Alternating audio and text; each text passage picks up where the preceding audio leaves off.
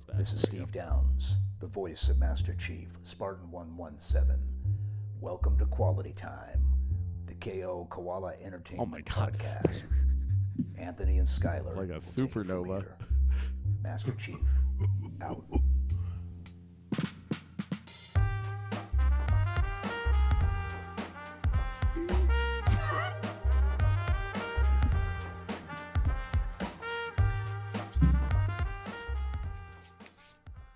Welcome to Koalatea Time, the KO Koala Entertainment podcast. I'm Skylar Sokol. And I'm Anthony Nicolosi. And today we will be talking about how you make every single person who plays your game happy all at the same time. A secret that game developers have been trying to answer for decades. Yep. And have definitely not answered. But we have the answer for you today. At least I'm pretty sure Anthony does. I'm sure he has the full answer for you. Yeah, we'll convince you we know how to solve this problem. Yep. Yep. Also, I think we gotta, even though we don't normally do this, call out the 11-month sub from Evan Coulter Music, because that's a long sub and we're live on Twitch. So if you want to sub to us at the beginning of the podcast, so we call out your name right at the beginning, like some $5 shout out, I guess, then feel free to come to twitch.tv/KOKoala_ENT and watch the podcast.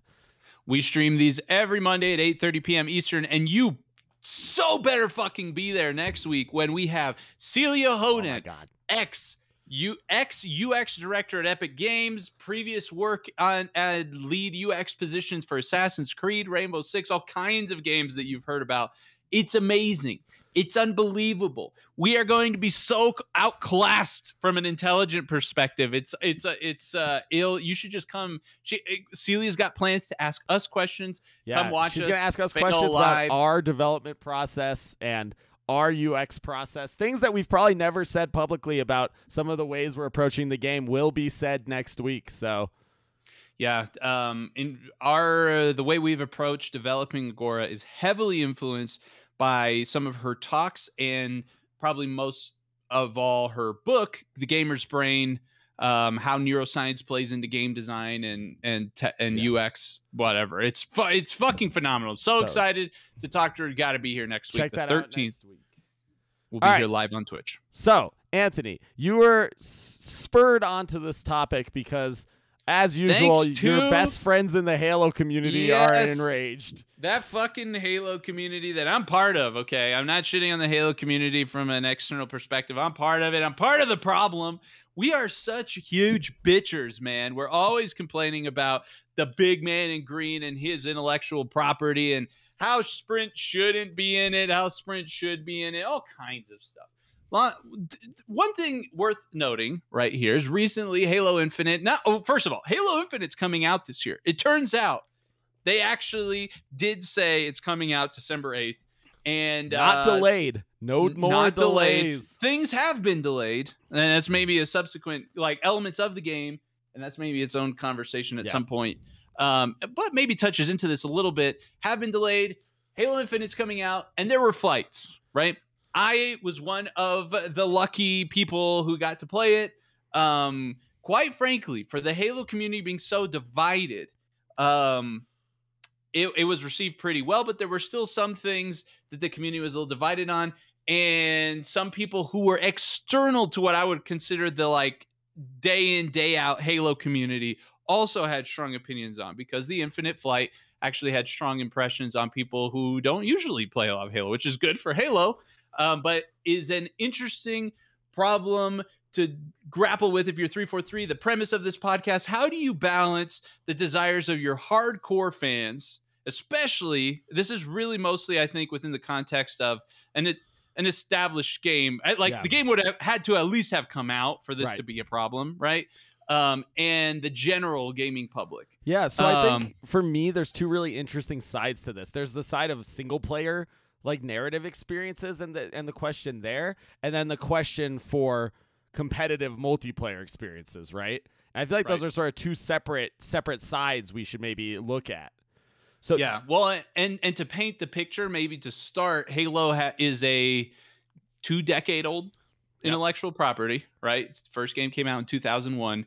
The gameplay was most consistent between the first 3 games that came out, but has always fluctuated a bit between releases. Yep. And so, generally speaking, the way I would say the division in the Halo community kind of comes about, since we're sort of using it as a reference for the discussion, is there's people who sort of prefer the old way things were, whether that's from a mechanics perspective, like you're saying, in a multiplayer sort of maybe more multiplayer focused kind of argument, like the mechanics and the sandbox design around those mechanics, or how those mechanics affected that, the vehicles, whatever. And then there's the people who prefer the new way, which is more modernized.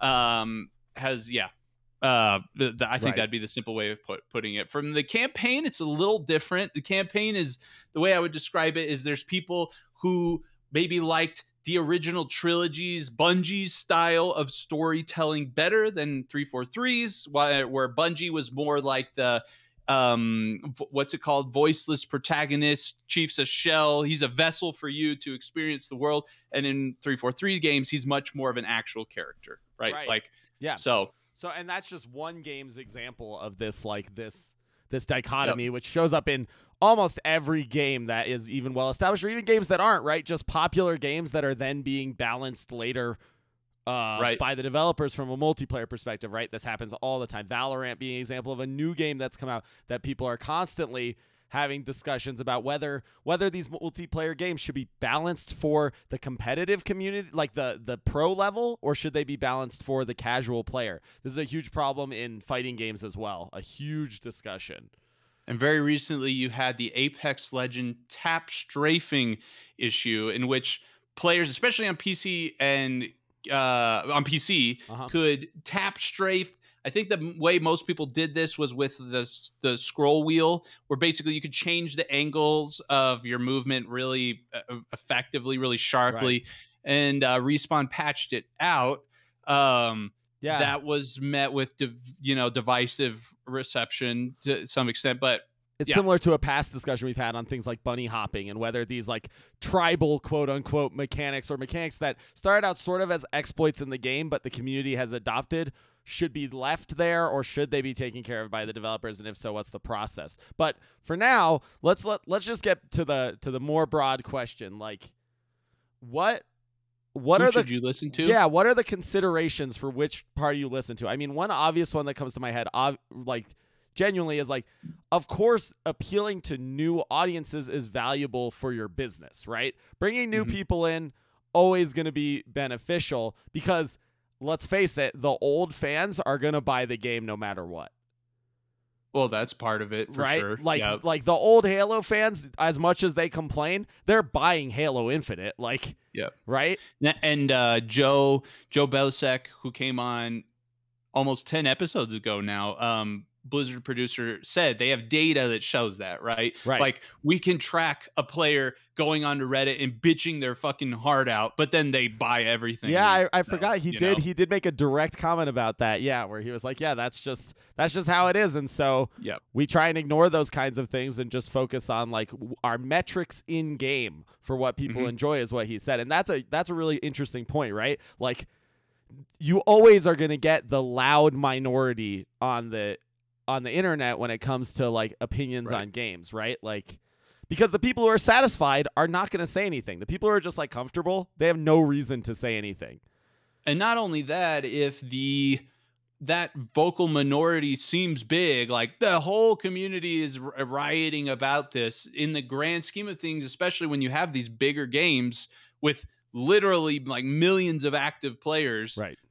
What's really the relative percentage of that vocal minority amongst the larger group? Tons of those players maybe don't even know what Reddit is, right? Like, right. Like, I find this all the time, where I'm playing like competitive fighting games or some game, and I talk to someone in Rocket League, and I'm like, yeah, you saw like the subreddit or the Discord or whatever, and saw all this cool shit, right? And they're like, what are you talking about? I just played the game, like. Or what's Twitch? Right. That one is the one that comes up the most to me. Like, you saw that streamer say that big streamer said all this stuff. They're like, what's Twitch? Like, right, they're like, I'm just playing the game. Why would I watch anything like about it? Yep. No, that's really interesting. So who do you think? What do you think? Why would you listen to the old community rather than the new community? Because there seems to be right now a good amount of information saying we should just listen listen to the new people, listen to the metrics, listen to what gets us the most business.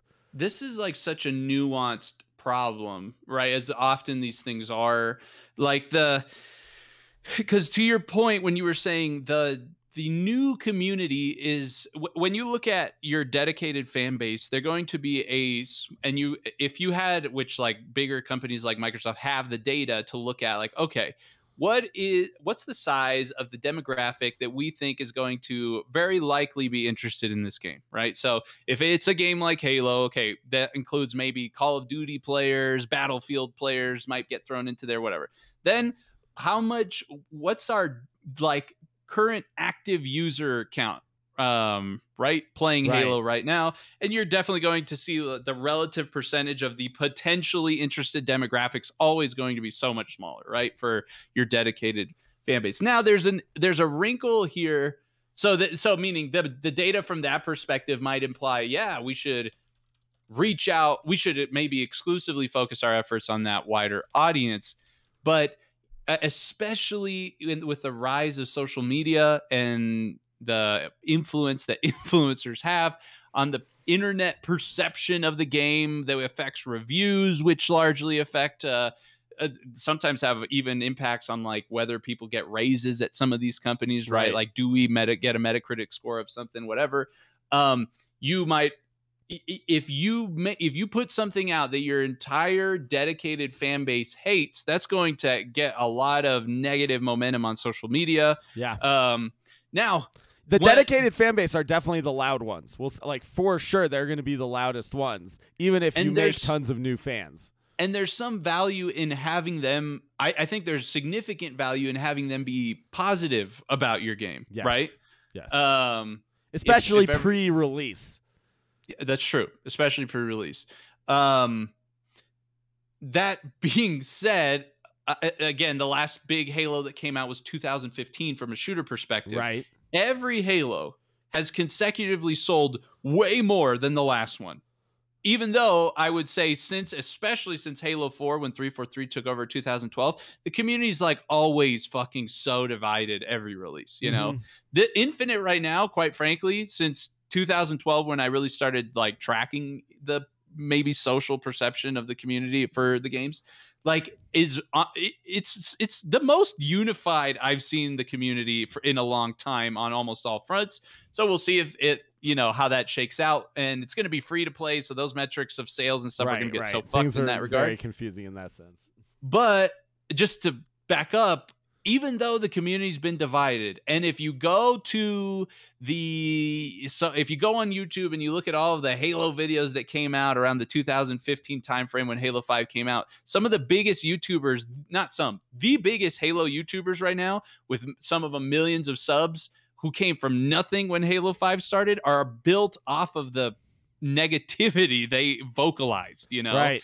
They were just like, Halo 5 sucked. I didn't like this. I didn't like that. Blah, blah, blah, blah, blah, blah. And they drew huge followings because the community really resonated with what they were saying. Yeah. So it's interesting. Now, just to throw another Halo wrench in here, there are reports that a Halo 6 was actually pretty significantly into development plan for release 2018.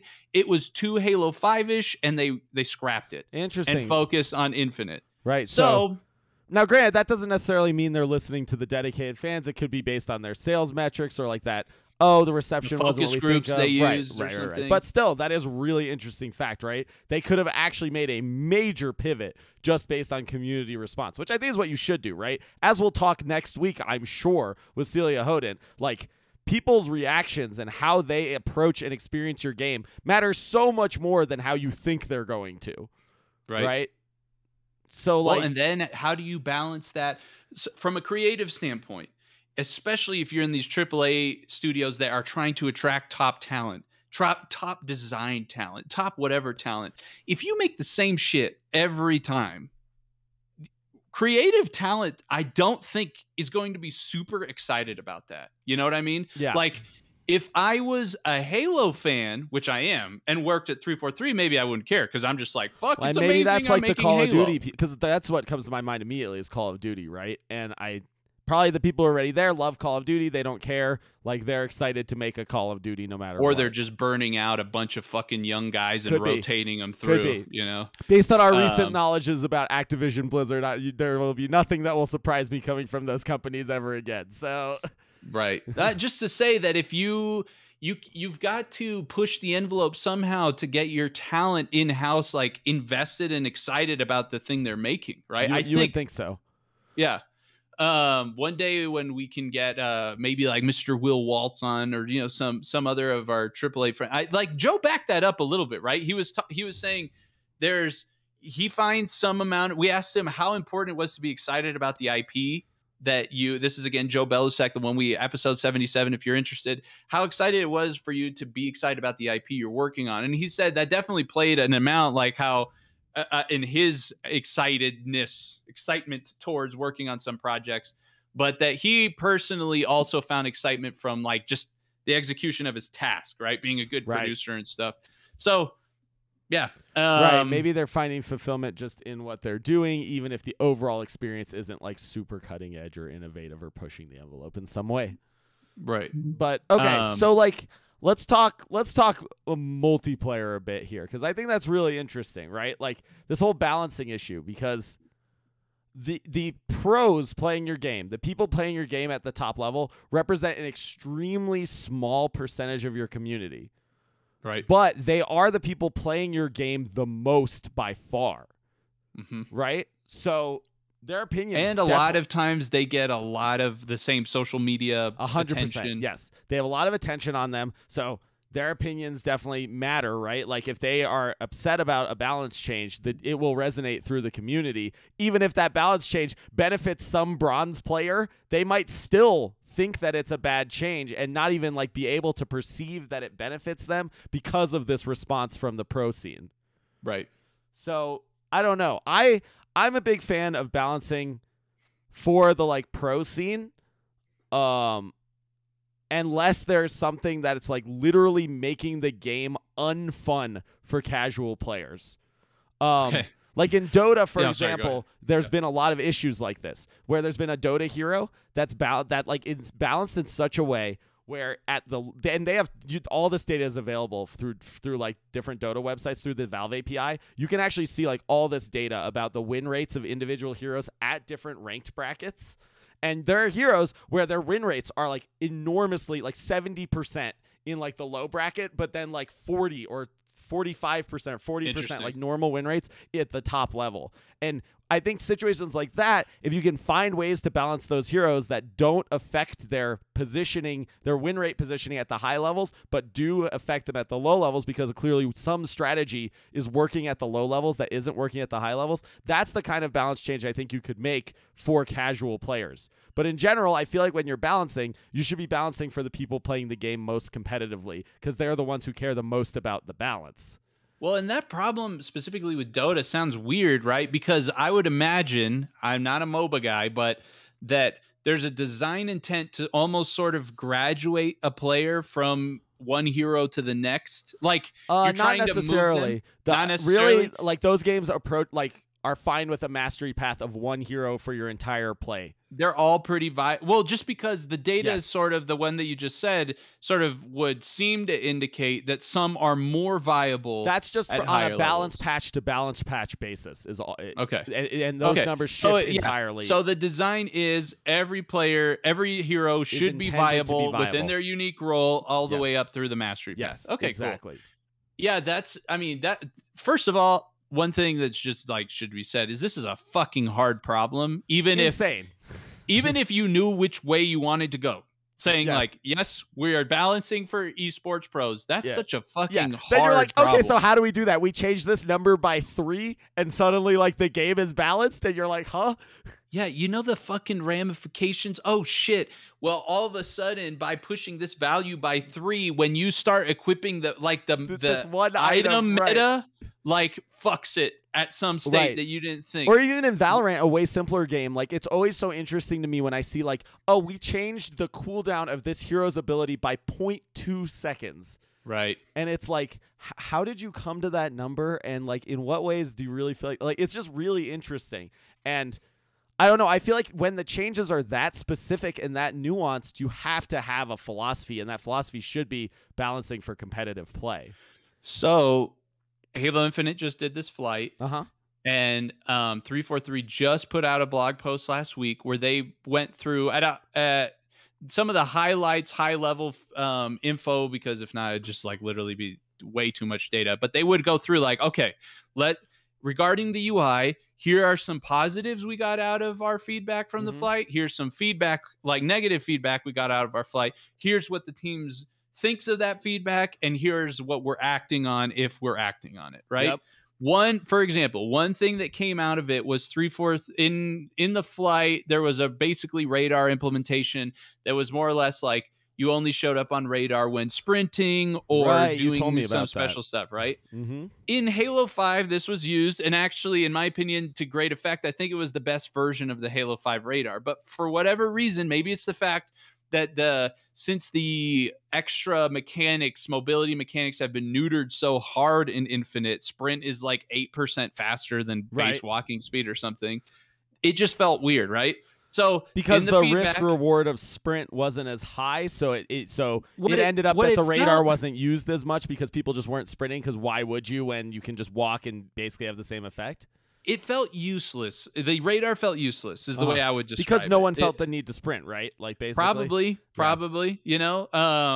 And maybe this is a thing that changes in the meta 2 years from now when everyone's fucking figured out that when you sprint, because there was a thing in Infinite that apparently was intentional where it's like sprint is really a slide activator is really what it's most in Infinite. And there's these like drop slides you can do similar to like Apex. It's a little more, you know, fucking Halo janky. Sure. But that I felt like was more the intention. And so when everyone's figured that out in a year, right, they might reintroduce this radar. It's hard to say. But did they say they're going to take it out?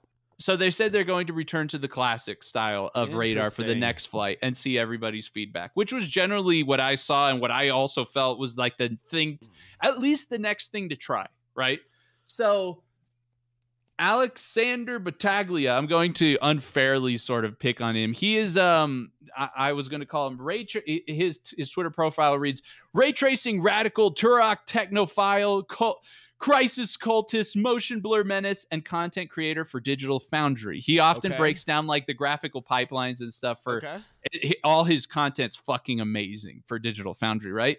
He tweeted, 343 going back to classic radar for Halo is such a bad move for my fun and the fun of countless newcomer players. The only people who want the old one, in parentheses, which completely negates interesting surprises and stealth, in his opinion, the old version of the radar, are such a vocal yet small group of conservative purists. I wish these people would just play Halo 3 or 2 on MCC for fuck's sake, instead of once again deciding the core no direction. The game they want to change Halo Infinite into already exists. Let the game evolve in smart and fun ways. Damn it. Damn. Wait, so can you give us a rundown of what the classic radar is, just so that we know? The classic radar is basically any moving and shooting, you're on the radar. You're just if you're moving or shooting. So the only way you're not on the radar is if you're standing still, not shooting, or crouched. So if you are crouched and moving, and you are crouching and moving, you're always invisible, even if you're shooting. I think you might. I don't know if you blip. That might change between Halos. Like if you shoot, you blip. Right. Okay. But definitely crouching and moving would still be a thing, even on the classic radar. It's just you can't and you're stand invisible. And move, which you were able to do in, in this one. I see. So, right in the recent Halo Infinite flight, not only could you crouch and crouch move, which is a thing in certain like strats, especially like when you're trying to get your shields down, you might want to crouch so like you don't show up on radar. But you could also move at base speed, which again was very close to sprint speed in the Infinite flight. So, well, he has a strong opinion, it seems. He does. And so this is like that conversation. Who do you listen to? If Alexander is representative of some percentage of the external newcomer, not always playing Halo, who do you listen to? In this case, I think their confidence must come down to the people they had hundreds of thousands of people get Surveyed and stuff. surveyed as part of the insider program. I think they actually said there was over 1 million people who had registered for the insider program. I think it came down to around 100,000 people who got in the flight.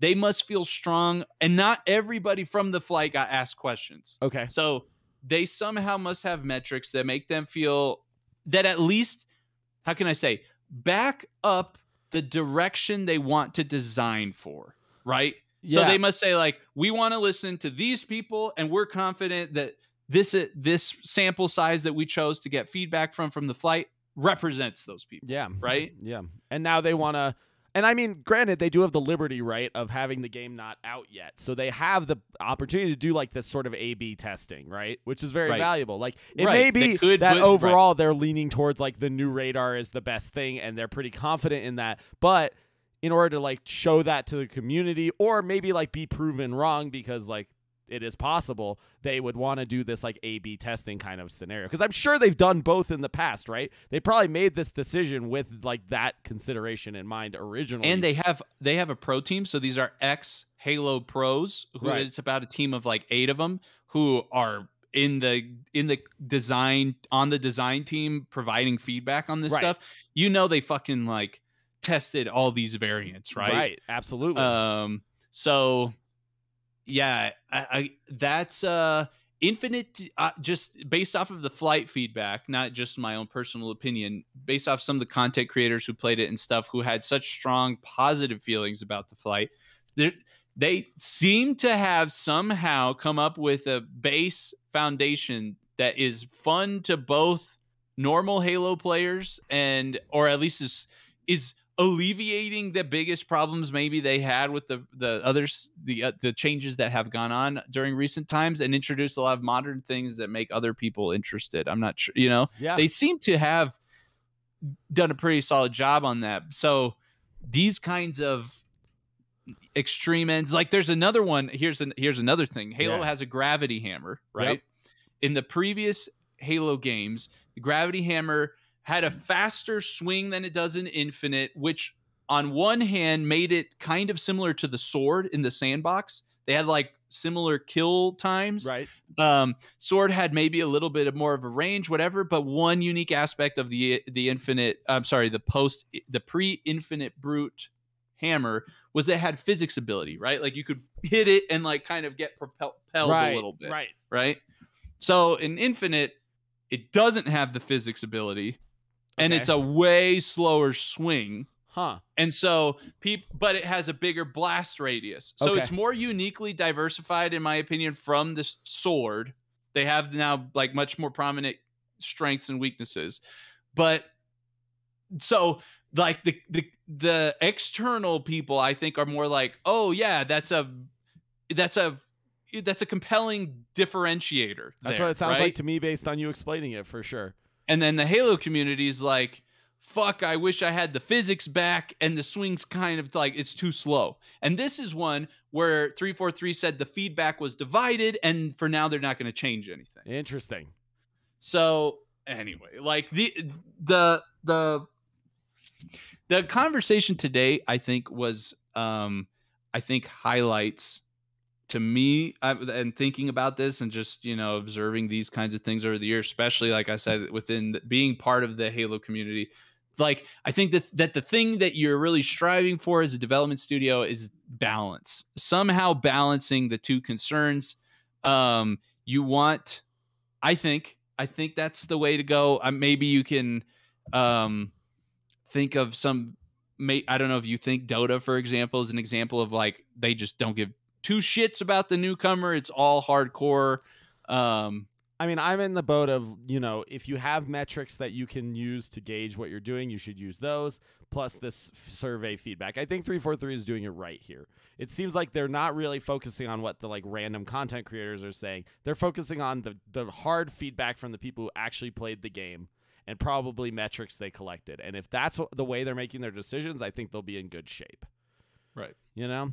So yeah, I think we got a doozy of a quality time question. So you ready to move on to it? Yep.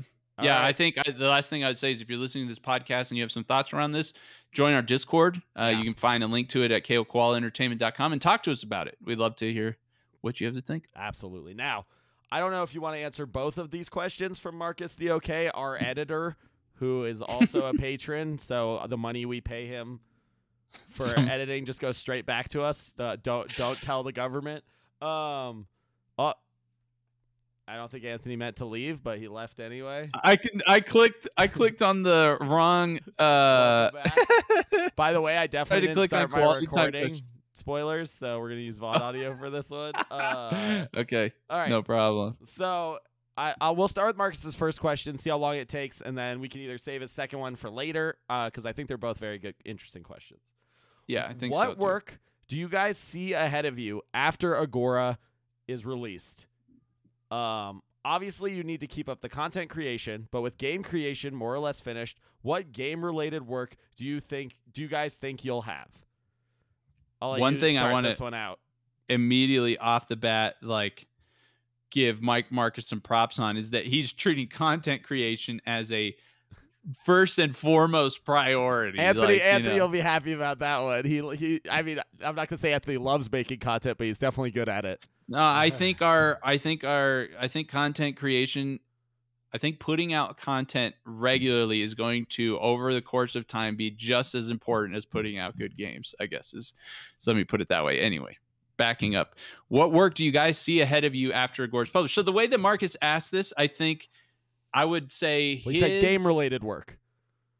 Yeah, I think the way his whole question is worded is as if from his perspective, Agora's published and game-related work is seemingly over, and you're just doing content creation. What else are you doing? Right? Yeah. So, well, what game-related work will we be doing? Yeah. Or yeah, it's almost as if he thinks there will not be any. Right. Maybe. Right. So, like that's a possibility. Yeah, and I guess for Agora, the game we will release, barring some sort of major bug or like issue with the game, I think in general most of the work on that specific product will likely be done. I don't know how you feel, but I think that's probably true. From a DLC or not perspective, is that kind of? I mean, I think there's a possibility for DLC, but we would probably wait to see how it's received before we made a decision like that immediately. Yeah, I would say the way I would word it right now, we do not have any plans to withhold content for DLC from the Agora launch. Agora will be launching with all the goodness content we can muster, and any like DLC content would be something we chose to fresh develop off the presses after the fact. Yeah, exactly. After release. So actually, what we would want to start working on right after would be, hopefully, an Agora sequel. Yep, the Agora sequel, yes. And any follow-ups to Agora.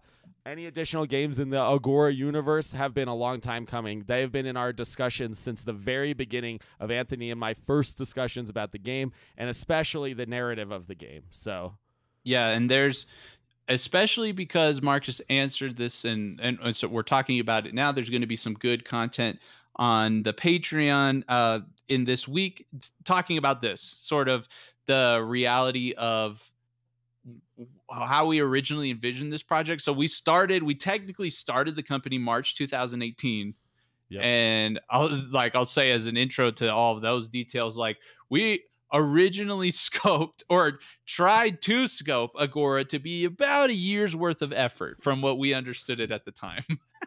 That was a smart decision we made there. Yeah, and for a whole breakdown on why here we are in 2021 and there's no Agora release. We'll definitely be giving the patrons the deets. But yeah, but don't worry, it's a good thing that there's no release, because the game is way better now than it ever has been. I'm like so impressed with how good the game is now compared to when we first. Yeah, I'm really excited to show more about the gameplay, and then to have people actually play it. Celia's going to be on here next week, and what I have a gut feeling that people are going to get a lot more info about the development reality behind Agora based off of the questions she's going to ask and conversations we're going to say. We've already talked about it before. We've had multiple play tests already, good. I cannot imagine what Agora would have been eventually whenever it was released if we did not have the playtest, that UX process in place. So, Marcus, our plans after our Agora is published is to begin work on an Agora sequel. Agora 2, whatever the name ends up being. Yeah. Probably not Agora 2, I'll tell you that. Yes. Probably not Agora 2, but honestly, if we partner with a good publisher, they're probably going to advocate hard for you have an established momentum and mind share behind Agora. Throw a 2 on there. I mean, we could do Agora 2 with a subtitle, like that's right, fine. A subtitle. Yes. But yeah, and honestly, like the big reality, right? And Marcus alludes to this in a second question, but I think we'll get to that in a future podcast. But if the game does well enough for us to go full time, we're really excited to go whole hog on Agora 2 and give it a much shorter release window, hopefully, than this game. Get it out so that we can continue supporting the studio and growing it and continue working full time. Yeah. Do you have anything else to say on Marcus's question, or are you good? No, I think that's good. Looking at Master Chief's question in the chat real quick, will you guys ever make a horror game? I love horror games, Master Chief. I am a huge fan of them, and I would love to make some sort of horror-like game at some point. I think it's a really interesting design problem to try and create environments that are like effective enough to actually induce horror in people. Like that's a hard thing to do. That would be a really interesting problem to try and solve. So I don't think we're against making any genre of game, honestly. Like no, we're not. And in the future, we'd love to like game jam out like random games all the time. Once we're working full time, I think you can expect to see like maybe after a weekend sometime we're just like, hey, here's a random project we made this weekend that people can try. Oh, and look, it's a horror game. Yeah, I mean, Master Chief, I had strongly considered like doing a content series where I basically make a game with the community. But the reality is with the limited amount of hours I have towards content already, that just cut way too much into like, if I'm going to be spending this much time on game dev, it's going to have to be something we actually release or something, Right. So, and the other reality is that the reason why you didn't already see Agora gameplay or whatever, I mean, and this general strategy might change over time. The reason why, like, for example, we don't take you on a journey as we develop Agora and we don't show you while we're making it and all of this stuff is we feel really strongly about Agora's gameplay, that it's really fun. And we think the best way of marketing that is with like a tight, aggressive, short marketing short marketing cycle that's centered around showcasing the gameplay. Yeah. So anyway, know that horror games are definitely on the table. Fucking rhythm games. Yeah, there's 100% chance at some point we're making a rhythm game. Like, I would be interested when we get like good artists like trying an anime fighting game like that too. Yeah, there's so many cool games we want to try and make. So I'm sure you'll see them in the future. And just so you know, based on what Anthony just said about the Agora marketing, that means the second you start seeing gameplay of Agora coming out, that means the game's probably coming very soon. So that can be a hype moment for you guys once that happens. At least that's the current plan. Right. We roll. Change. We've never made a game before, and there's points in the development cycle, big crucial points that are coming up this year for us. Yep. That heavily influence the way we will actually execute the marketing cycle. And who fucking knows, man? Maybe by February of next year, on accident, some big publisher, not on accident, somehow some big publisher partnered with us, and they're like, well, no, we need to be releasing content about this now for 8 months. And we're like, whatever, you pay me. I don't give a fuck. If you give us money, you can release our content whenever you want, my dude. So, it's all subject to change, but at least that's right now the plan. Yep. Metroidvania game, maybe? Ooh. Sure. Anyway, thanks everyone for listening to the podcast. Where can people find us, Anthony? You can find us at koalaentertainment.com, which, by the way, enjoy what KO Koala Entertainment looks like right now. Spoilers. Take some screenshots, because it might be getting a facelift here soon. Enjoy the cheapest website, like from a monthly cost perspective, was it like maybe ever 3 made. cents? I spent Anthony was like, let's just pay for a website thing. And I was like, no, I'm going to spend an unreasonable amount of time figuring out how to host this website in a way that costs us like no money. And I will say I did it because it costs 8 cents a month, our website. Yes. 8 cents. It did. And It's our new all website will static probably cost content. like $12 a month, right? Or something like that. Yeah, or Like that's a little that's an more than idea of 18. the difference between like how legitimately cheap our website is to host. And quite frankly, for the point in the It worked. studio's life cycle, it was fine, totally appropriate. It's and funny. considering how long And we've had the also, website, like how much money did that save us? motherfuckers So don't much. even go to the website. All of our like 13 to It's true. 18-year-old demographic on Instagram, you know how many of those people click on the website Zero. link in the link tree relative to the other social media? It's fucking so tiny. Yeah. I get it. You guys are all Zoomers and websites are boomer things. I get it. Yeah. But yeah, on our website, koalaentertainment.com, there you find links to all of our social media. Where right now, you also, if you're on Instagram, you've already seen it. If you are anywhere, you might have already seen this message, I suppose, following us on social media. We're giving away a limited edition. It's right here. Blue. Alexa, turn the lights to daylight. Uh-oh. If you're listening come in on, what a audio, Anthony's fucking doing a really bitch. exciting thing right now where Alexa's not Anyway. listening to him, but he's showing the controller anyway. Hey, we're giving away this controller right now. The giveaway runs 2 weeks. Yeah, but wherever you follow us, check out our link tree. It's got a link right there. It's a Gleam giveaway. There's different ways to enter. Thank you so much to everyone who supports us on Patreon. You guys are awesome. We just had a couple more patrons join this week. It seriously helps our studio so much because we pay for it. Like me, Yeah. Skylar, and Josh pay for everything for the studio right now. We don't get money from anywhere else. So any help the patrons give us is It's extremely unbelievable. appreciated. The amount of support we've gotten this year is now officially like more than double, almost more than like 2.5 times what our goal was for the year. Yeah, for so the like year. we're Yeah. so grateful. Toby wants to be a patron, Well. and jokes on him, he is. And Bananalorian with the subscription now immortalized forever in audio podcast form as well. That's true. Yeah. Thanks if for you listening. Support us. Thank you for listening. If you support us on Twitch, by the way, you will soon be walking into some rewards. We have that plan to be launching. Originally, we're trying to shoot for by end of September. We'll see if we can pull it off. If not, definitely within this fall. But yes, sub-related rewards for people who sub on Twitch. Exclusive physical things. Twitch. Anthony showed me the other day. They're sick, and you're gonna want them. I want them. I might have to things we subscribe will on mail. Twitch. Yes. Yeah. Unless you're patron, you also have access to these things. But yes. All right. Thanks for listening, and we'll talk to you guys soon. See ya. Bye.